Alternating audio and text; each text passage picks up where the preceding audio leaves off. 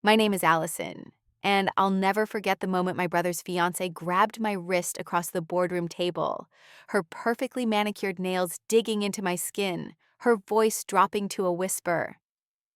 Wait, you're the founder? The color drained from her face. Behind her, my brother Marcus stood frozen, his mouth slightly open. The same brother who told me 3 months earlier that I was an embarrassment to the family, that I should stop pretending to be something I wasn't, that I'd always be the failure who couldn't even keep a marriage together. Have you ever been invisible to the people who should see you most clearly?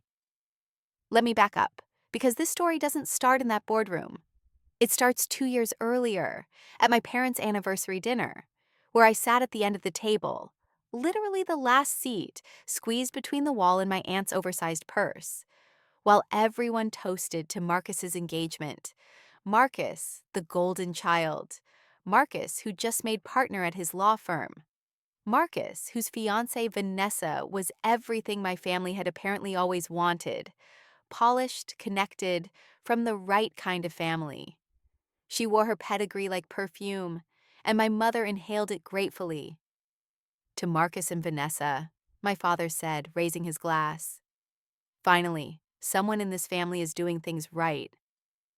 The words landed like they were meant to. My sister Emily caught my eye and quickly looked away. She knew. Everyone knew. I was the unspoken comparison, the cautionary tale. Divorced at 32. Living in a tiny apartment in a neighborhood my mother described as transitional, working in something with computers. That's how my father explained my job to his golf friends, with a dismissive wave of his hand, as if the details were too tedious to matter. I'd tried to explain it once, that I was building something, that I'd left my marriage and my comfortable job at a tech consulting firm because I'd seen a gap in the market, a need that no one else was addressing. My ex-husband Daniel had called it my little hobby. My family called it my phase. They were all waiting for me to come to my senses, to realize that stability mattered more than dreams. Allison's still figuring things out, my mother would say, with that particular smile that looked sympathetic, but felt like pity. We can't all be as focused as Marcus. That night at the dinner, Vanessa turned to me with practiced politeness. And what is it you do again, Allison? I'm developing software for. She's freelancing, Marcus interrupted, not unkindly, but with the authority of someone who knew better. Tech stuff, websites, that sort of thing. How flexible? Vanessa said, and I heard what she really meant. How unstable, how unimpressive, how small. I should have been angry. Instead, I felt something worse. Shame. Because when you hear something enough times, even from the people who are supposed to love you, you start to believe it. You start to see yourself through their eyes. The divorce had broken something in me, some fundamental belief in my own judgment. If I'd been so wrong about Daniel, about our future together, maybe I was wrong about everything else too.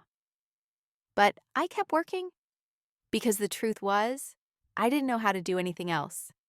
At night, in my tiny apartment, while my family assumed I was watching Netflix and eating takeout in my failure, I was building. I'd assembled a small team, 3 developers I'd met through mutual contacts, all of them brilliant and underestimated like me, all of them working other jobs during the day and coding with me at night. We were creating something beautiful, a platform that would revolutionize how mid-sized companies manage their supply chain logistics.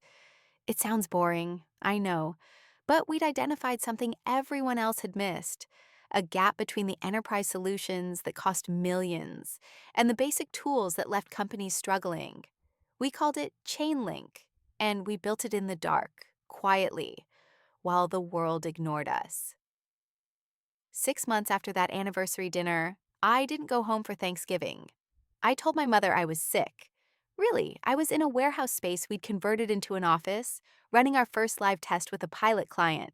We'd maxed out our credit cards, exhausted our savings, and if this didn't work, we were done. I remember sitting on the floor at 3 a.m., watching data flow across screens. My co-founder Jamie beside me eating cold pizza, both of us too nervous to speak. The test worked. Then it worked again. By Christmas, we had 5 clients. By March, we had 20. We were growing, but we were also drowning, working 100-hour weeks, sleeping on office couches, living on caffeine and adrenaline. I'd lost 15 pounds I couldn't afford to lose. I had permanent dark circles under my eyes. I looked, objectively, like a mess, which is exactly how I looked when I showed up to Marcus's engagement party. I almost didn't go. But Emily called me, her voice tight. "You have to come. Mom's been telling everyone you're struggling. If you don't show up, it'll just confirm everything they think." So I went, in a dress I'd bought on sale 3 years ago, with hair I'd cut myself because I couldn't spare the money for a salon, driving my 10-year-old Honda that made a concerning rattling noise. I walked into my parents' country club, where ice sculptures melted elegantly and waiters circulated with champagne I couldn't pronounce, and I felt every eye on me. The prodigal daughter returned to prove she was still failing. Vanessa greeted me with an air kiss that didn't touch my cheek. "Alison, you came. We were worried you might be too busy." "Wouldn't miss it," I said, forcing a smile. "How's the job search going?" my mother asked, her voice pitched just loud enough that nearby guests could hear. "Any promising leads?" "I'm not looking for a job, Mom. I have a company." "Right, yes, your project." She patted my hand. "Well, when you're ready for something stable, your father has connections." Marcus pulled me aside later, after his third drink, his face flushed with alcohol and self-righteousness. "Allie, we need to talk. As your big brother, I'm worried about you." "I'm fine, Marcus." "You're not fine, look at you." He gestured vaguely at my appearance. "You're barely holding it together. This startup thing, this fantasy you're chasing, it's time to let it go. You're too old to be playing entrepreneur.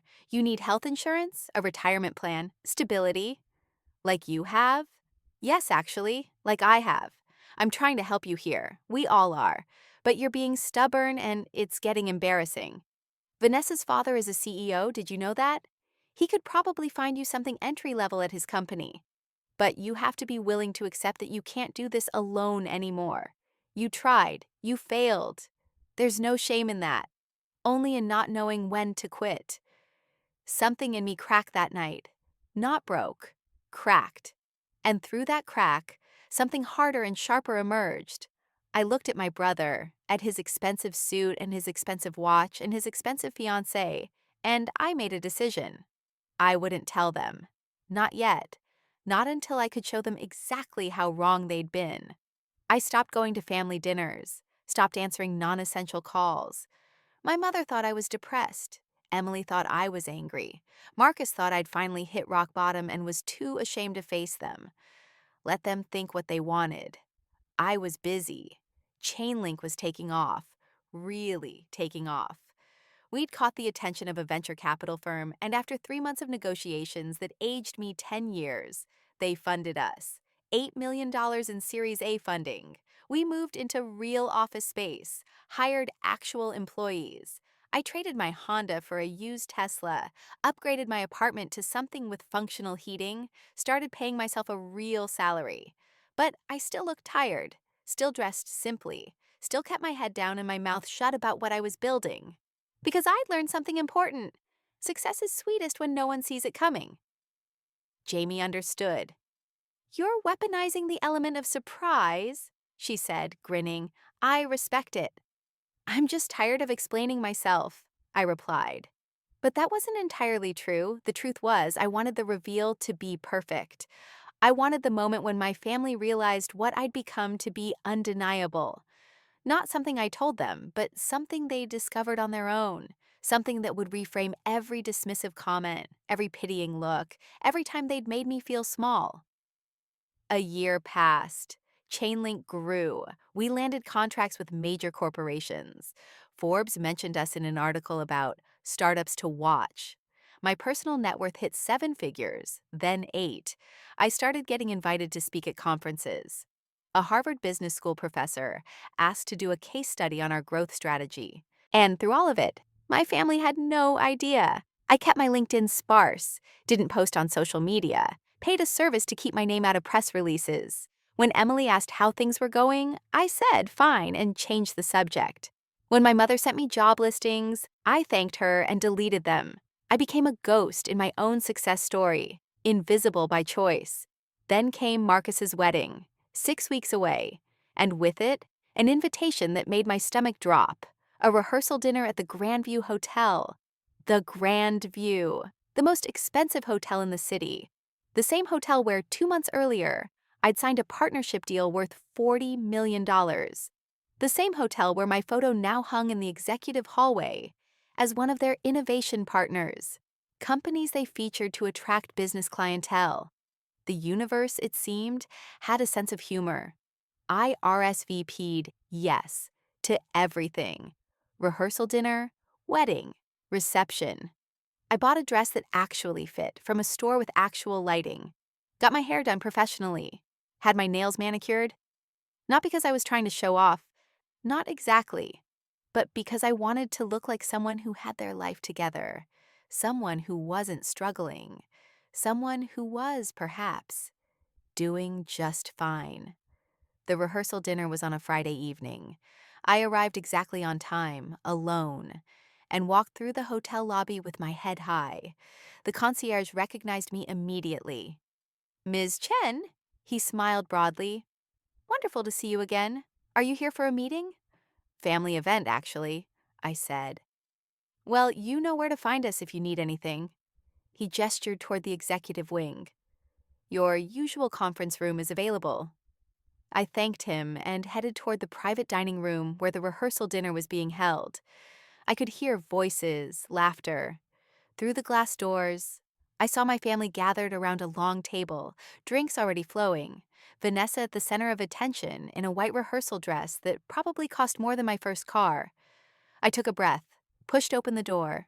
The conversation didn't stop exactly, but it stuttered. My mother's eyes widened. Emily dropped her napkin. Marcus looked up from his phone, did a double take. "Alison?" My mother said. "You look different." "I got a haircut," I said lightly, taking my assigned seat near the end of the table. Still the last chair. Still the afterthought. But this time I didn't mind. Dinner proceeded with the usual family dynamics.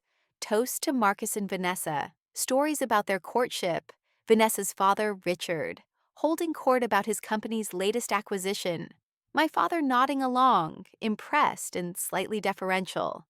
This was the world my family aspired to.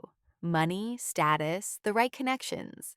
And I was still the odd one out, the daughter who'd chosen a different path and presumably failed. Halfway through the meal, Richard turned his attention to me.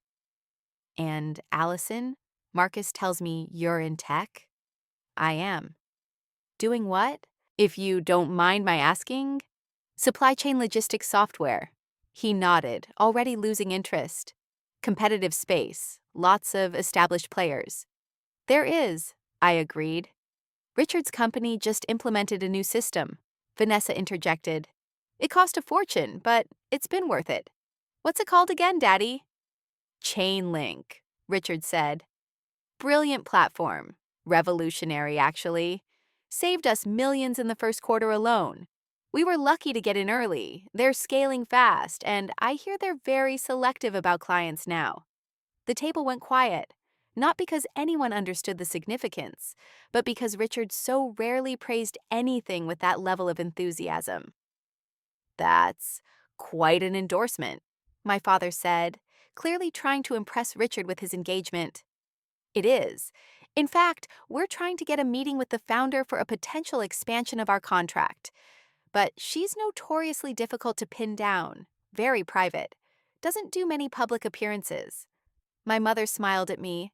That pitying smile. "That's the kind of company you should try to work for, Alison. Something established and successful. I'm sure if you applied." "Mom," Emily interrupted softly, her eyes on me. "Let Alison eat." But Vanessa was already pivoting, perhaps sensing an opportunity to diminish me in front of her father. "What company are you with, Alison? Maybe Daddy could make an introduction. He knows everyone in the tech space." I set down my fork carefully, looked at her, at Marcus beside her, his expression vaguely patronizing, ready to explain on my behalf that I wasn't with the company. I was still floundering with my little project. At my parents, waiting for confirmation that their disappointment in me was justified. At Richard, already checking his phone, the conversation about me barely worth his attention. Actually, I said quietly, I'd be happy to arrange a meeting between you and the Chainlink founder. Richard looked up, suddenly interested. You would? You know her? I do. That would be incredibly helpful, actually. We've been trying to get on her calendar for months. Our account manager says she personally approves all major contract expansions. She's very particular, I agreed. But I think I can help. Vanessa laughed, a tinkling sound that grated against my nerves. That's sweet of you to offer, Alison. But I'm sure Daddy needs more than just a casual connection. This is serious business. I understand. Do you really know her? Marcus asked, skepticism clear in his voice. The Chainlink founder? Because Allie, no offense, but that's a major company. Their founder is, well, she's kind of a big deal. Forbes featured her. She's worth… I know what she's worth, I interrupted gently. My mother leaned in, hopeful and confused. Is this someone you met at one of your networking things? Because that's wonderful, sweetie, but establishing a real professional relationship takes time. You can't just call in favors when you barely know someone. I know her pretty well, actually. Richard was studying me now, his businessman's instincts activated. How do you know her, if you don't mind my asking? This was the moment, the one I'd been unconsciously waiting for, building toward all those nights in my tiny apartment, all those hours of code and stress and doubt. I could tell them, right now. Just say it plainly. I'm her, I'm the founder, I'm the person you've been trying to reach. I'm the success story you didn't know you were dismissing.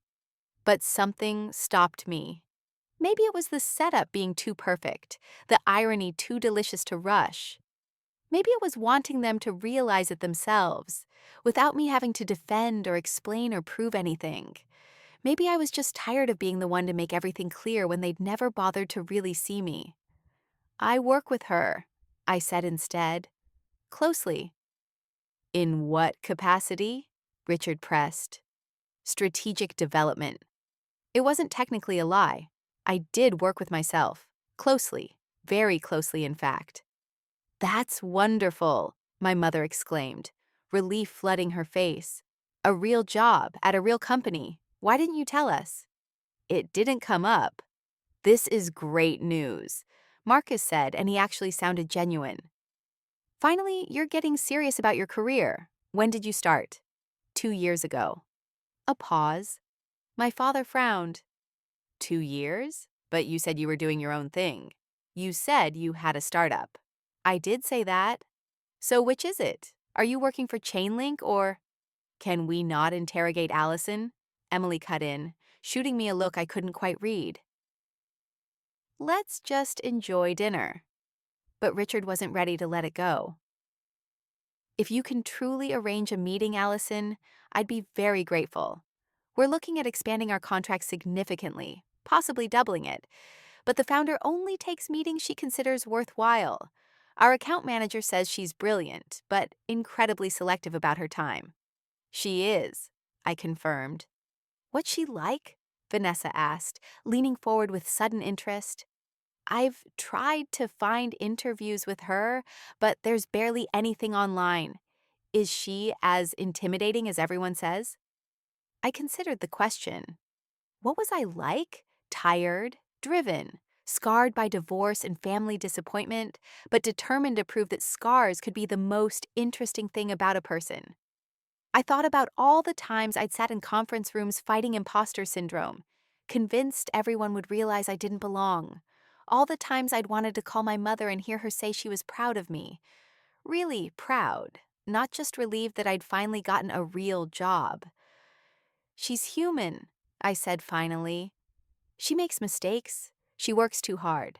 She cares too much what people think, even though she pretends she doesn't. But she's good at what she does, and she doesn't suffer fools. Sounds like someone I'd like to meet, Richard said, raising his glass. To Alison, for potentially saving me months of corporate runaround. Everyone drank. Even Marcus, who still looked vaguely confused about my role, but seemed willing to accept this version of events, where I'd finally gotten my act together and landed a respectable position. My mother kept smiling at me, that relieved smile, and I realized she was already mentally revising the story she told her friends. Not Allison's going through a rough patch, but Allison's working for one of the most innovative companies in the tech sector. The rest of dinner passed in a blur. Vanessa dominated conversation with wedding details. Marcus told a story about a case he'd won. My father discussed golf handicaps with Richard. Normal family dinner, except I barely tasted my food. I was thinking about Monday morning, about the meeting that was already on my calendar, about the moment when truth would catch up with assumption. After dessert, as people mingled and moved to the hotel bar, Emily cornered me. Allie, what the hell is going on? What do you mean? Don't play dumb. You work for Chainlink? Since when? And why didn't you tell us? Would it have mattered? She stared at me. Of course it would have mattered. We've been worried about you. Mom thinks you're depressed, Dad thinks you're broke, and meanwhile you've been working for some unicorn startup. I never said I was broke. You drive a car that sounds like it's dying. You live in a studio apartment. You buy your clothes at Target. I like Target. Allison. Her voice dropped. What's really going on? Because there's something you're not saying. I can tell. I almost told her. Emily, out of everyone, had been the least cruel. She defended me, gently when she could. She called me when others didn't. She deserved to know. But then I saw Vanessa across the room, laughing with Marcus, her hand possessively on his arm. And I remembered the way she'd looked at me earlier, that mix of pity and dismissal, that casual cruelty of someone who'd never been underestimated in her life. Monday, I told Emily. Everything will make sense Monday. Monday? What's Monday? Richard's meeting, it's already scheduled. 10 a.m. executive conference room. I arranged it last week. Emily's eyes widened. You already… But how did you… Realization was dawning, slow and incredulous. Allie, are you… Not here, I said quietly. Please, let me do this my way. She studied my face, then nodded slowly. Okay, but promise me something. What? When it happens, whatever you're planning, don't let them make you feel bad about it. You've earned the right to your moment. I hugged her, surprising both of us. Thank you for seeing me, I whispered. For actually seeing me. The weekend crawled by. I spent Saturday in the office, not because I needed to, but because I couldn't sit still. Jamie found me stress organizing our supply closet at 3 p.m. Nervous? She asked. Terrified. Good. You should be. This is the big reveal. This is your Kaiser-Seuss moment. That's a weird reference for a revenge story. It's a revenge story? I thought it was a correction story. Setting the record straight. Is there a difference? She considered. Revenge is about making them pay. Correction is about making them see. Which is this? I didn't have an answer. Sunday I went to my apartment, the new one, the nice one, and stared at my closet. What do you wear to destroy someone's assumptions about you? I settled on a navy suit, simple but expensive, tailored perfectly, professional, powerful, undeniable. Monday morning I woke at 5, couldn't eat, showered, dressed, rehearsed what I might say. By 8, I was in the office. By 9, I was in the executive conference room, reviewing contracts with our legal team. By 9:45, I was alone, standing at the window, looking down at the city below, and wondering if this moment would be as satisfying as I'd imagined. At 9:55, my assistant knocked. They're here. Should I bring them in? Give me 1 minute.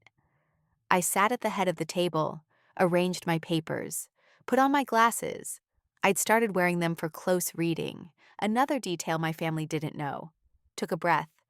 Okay, send them in. The door opened. Richard entered first, confident and businesslike. Behind him, Vanessa, apparently tagging along. And behind her, I felt my heart kick. Marcus, probably taking a late morning to support his future father-in-law's important meeting. They didn't see me at first. The conference table was long, and I was at the far end, backlit by the window.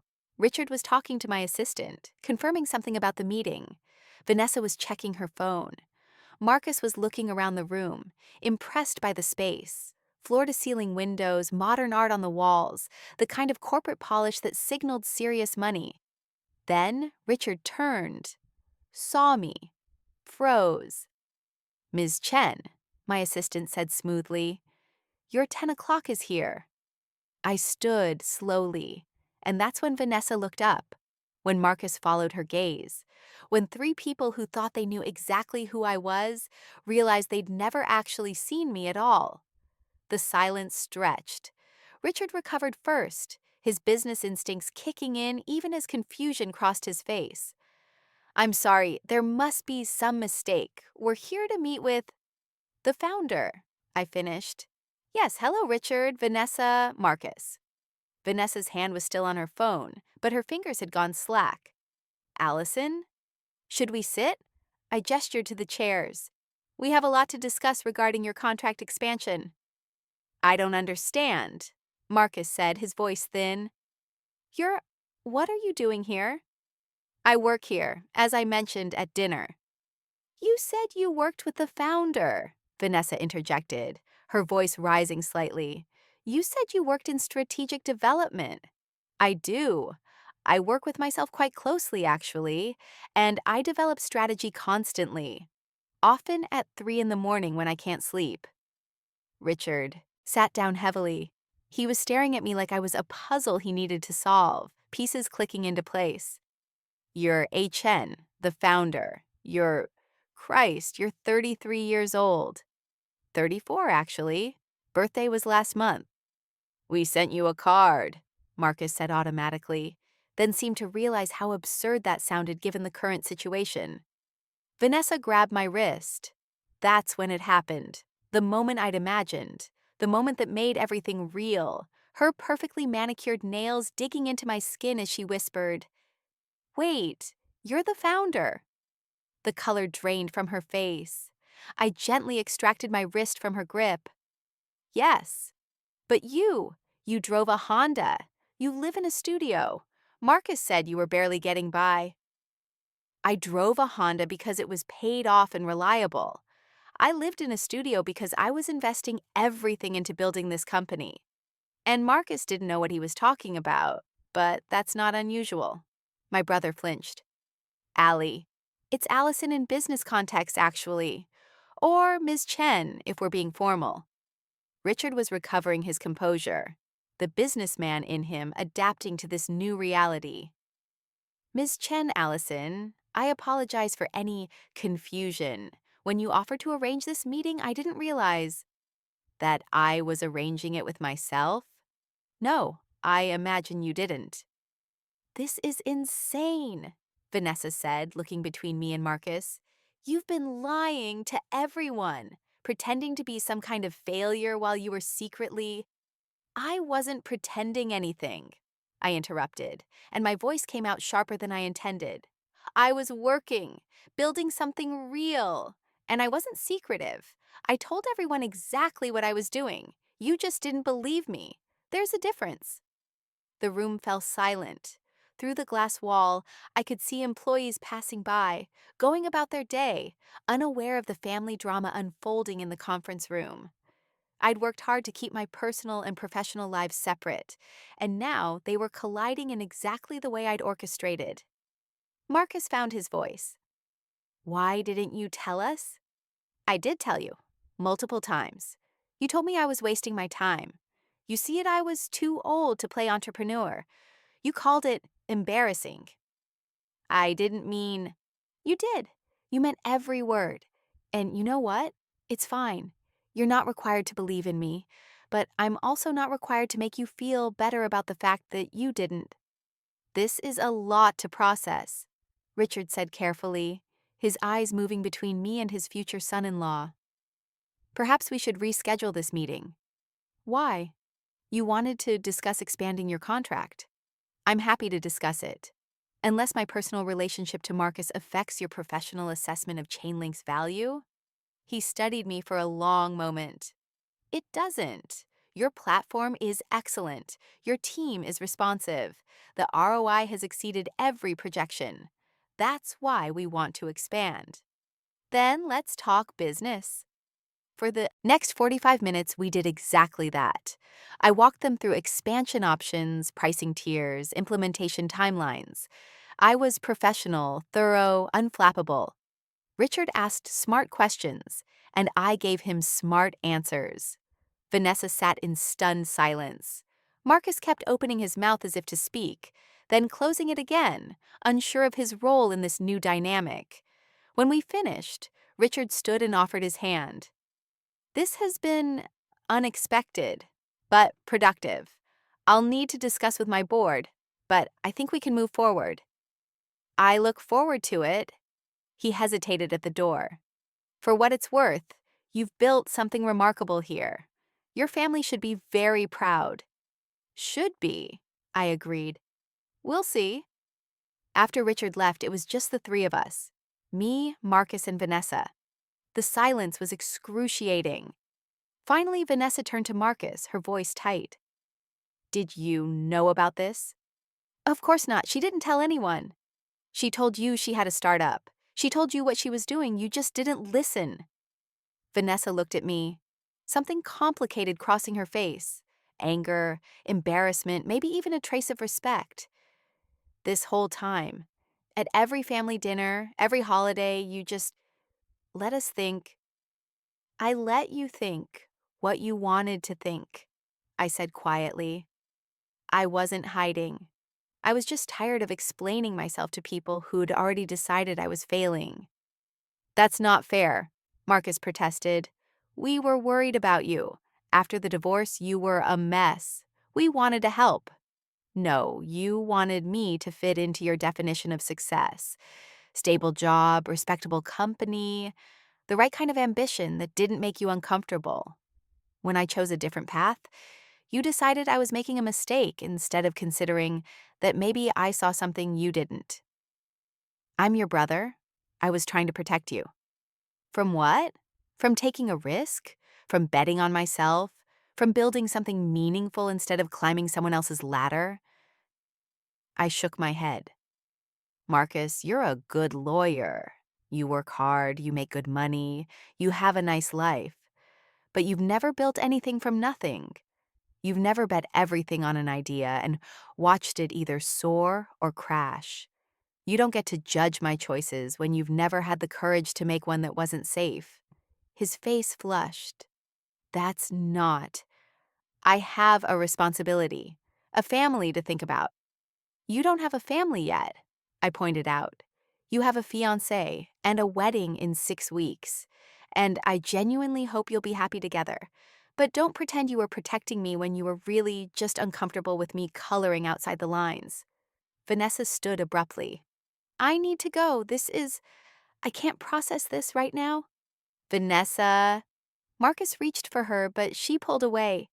Your sister is a tech CEO, Marcus. She's probably worth more than my father, and you've spent 2 years telling me she was the family disappointment. She laughed, but it sounded brittle. Do you have any idea how stupid I feel? How stupid we look? This isn't about you, I said, and I meant it gently, but she flinched anyway.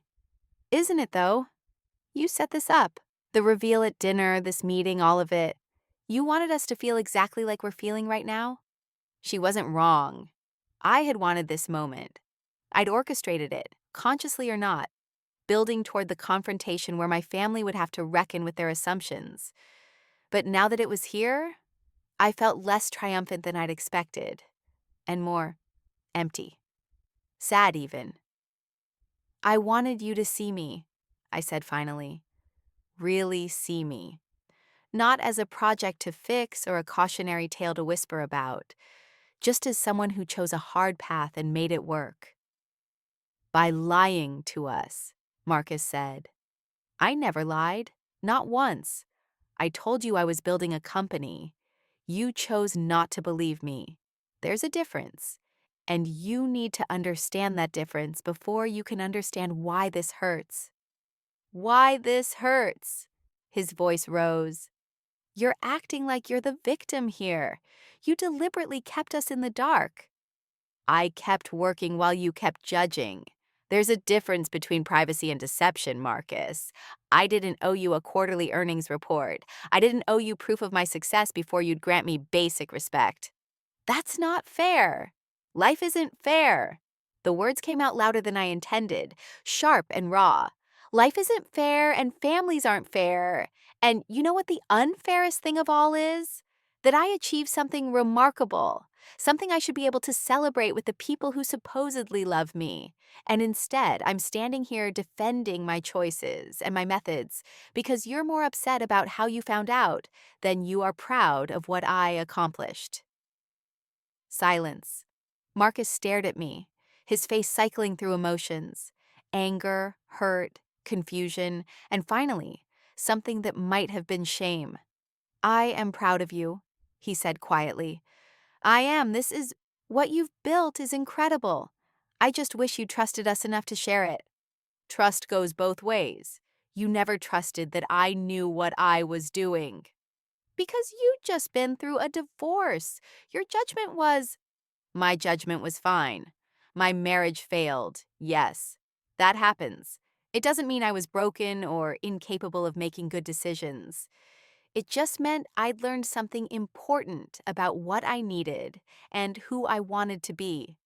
But instead of supporting me through that evolution, you all decided I was having some kind of breakdown.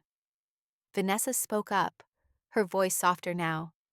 Were we really that bad? I looked at her, this woman who was about to marry into my family, who'd be at holidays and birthdays for the rest of our lives. You weren't cruel. That's the hard part. You were just dismissive, all of you. Like my dreams were too small to take seriously. And that kind of casual disregard can hurt more than outright cruelty. Because at least cruelty acknowledges you're important enough to actively oppose. She nodded slowly, understanding flickering in her eyes. For what it's worth, I'm sorry. I judged you based on surface-level things. Your car, your apartment. I didn't look deeper. Most people don't, I said. That's not unique to you. Marcus sat down at the conference table, suddenly looking exhausted. So what happens now? Are we just done as a family? That's not what I want. Then what do you want? I sat across from him, finally allowing myself to feel the weight of the past 2 years. I want you to understand why I did this. Not to hurt you, but because I needed to prove something to myself. That I could succeed on my own terms. That I could build something meaningful without permission or validation from anyone. I needed to know that I was enough, exactly as I am, without having to justify or explain or shrink myself to fit someone else's idea of what my life should look like. You are enough, Marcus said, and his voice cracked slightly. You always were. I'm sorry if I made you feel otherwise. You did make me feel otherwise. All of you did.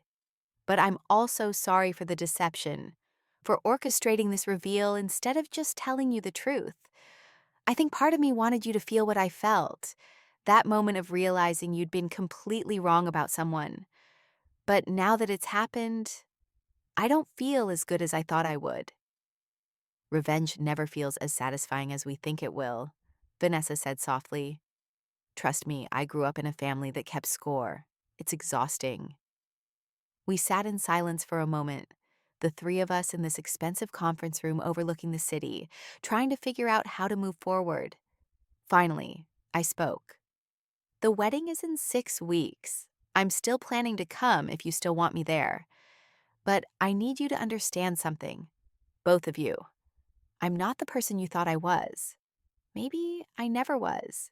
And we need to build a new relationship based on who I actually am, not who you assumed I'd become. Marcus nodded.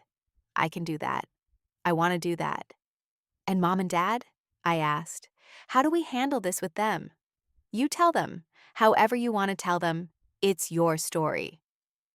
I told them at Sunday dinner 2 weeks later, brought Jamie with me for moral support, introduced her as my co-founder, and laid out everything. My mother cried. My father kept saying, I don't understand, even after I'd explained it 3 times. Emily hugged me so hard I couldn't breathe and whispered, I knew it, into my hair. The reactions were complicated. Pride mixed with hurt, celebration tangled with confusion about why I'd kept them in the dark. Fair enough. I'd made my choices, and they got to have their feelings about those choices. What surprised me was my father. After dinner, he asked to speak with me privately. We stood on the back porch, the same porch where I'd sat countless times as a child, dreaming of a future I couldn't quite imagine. I failed you, he said simply. As a father, I failed you. Dad, let me finish. I taught you to be safe, to choose security over passion, to color inside the lines. And when you decided to color outside them, I didn't know how to support that. It scared me, so I dismissed it. I made you feel small because I was afraid of how big you were becoming. I felt tears prick my eyes. You didn't fail me completely. You taught me to work hard, to keep my word, to treat people fairly. I used all of that. But you did it despite me, not because of me, and that's something I'll have to live with. He looked at me, really looked at me, maybe for the first time in years. You're remarkable, Alison. What you've built, who you've become, it's remarkable. And I'm sorry I couldn't see it until you showed me in a way I couldn't ignore. I'm sorry I needed to show you that way. Don't be. You earned your moment. We just need to earn your trust back. The wedding, when it came, was beautiful. Vanessa had insisted on adding a line to the program. The bride and groom wished to thank Alison Chen, sister of the groom and founder of Chainlink, for her support. It was a small gesture, but it mattered. Public acknowledgement of who I actually was. During the reception, Richard pulled me aside. I spoke with my board. We're going to double the contract, as discussed. I'm glad to hear it. And Alison, thank you. For the software, for the lesson. My daughter told me what happened, her part in it, how she judged you. She's learning slowly that success doesn't always look the way we expect it to. Neither do strength or courage or resilience. You taught her that. You taught all of us. I danced with Marcus that night, an awkward sibling dance to a too-slow song. Are we okay? He asked. We're getting there. I really am proud of you, you know. I'm sorry it took me so long to say it. I'm sorry I needed to hear it so badly. I should have been able to validate myself without needing your approval. That's what family is supposed to do, though. Validate each other, believe in each other. We let you down. And I let you think I was failing when I wasn't. We all made mistakes. He pulled back, looked at me seriously. Promise me something? What? Next time you build a billion-dollar company, tell me immediately. I want to invest early. I laughed, really laughed, for the first time in weeks. Deal. Later, standing outside the reception hall getting some air, Emily found me. How are you really doing? Honestly, I don't know. I got what I wanted. The recognition, the vindication, the moment where everyone had to see me differently. But now I have to figure out what comes after the revenge, after the big reveal. Real life, real relationships. Moving forward instead of proving backward, if that makes sense. It makes perfect sense. She linked her arm through mine. For what it's worth, I always knew you'd do something amazing. Even when things looked rough, I never doubted you'd land on your feet. You never said anything. I thought about it, but you were so determined to do it alone, to prove something. I figured the best support I could give was backing off and trusting you knew what you needed. That might have been the most supportive thing anyone did. I said quietly. We stood there together, watching guests filter in and out, celebrating love and new beginnings. And I realized that's what I needed to do too. Not forget what happened, but begin building something new with my family. Something based on honesty and mutual respect, instead of assumptions and disappointments. 6 months later, Chainlink was valued at $200 million. Forbes did a profile on me titled The Quiet Revolutionary. My mother framed it and put it on her wall, which was both touching and slightly embarrassing. My father started telling his golf friends that his daughter was in technology, but now he meant it with pride instead of confusion. Marcus and Vanessa came over for dinner sometimes to my new house. Not ostentatious, but comfortable, and mine. Vanessa asked thoughtful questions about the business. Marcus stopped trying to give me advice about things he didn't understand. We were finding a new equilibrium, one built on seeing each other clearly. The divorce that had cracked me open? I'd finally made peace with it.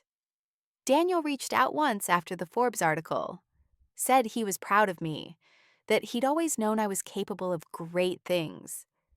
I didn't respond. Some relationships end for good reason, and trying to resurrect them, even for closure, diminishes what you've learned from their ending.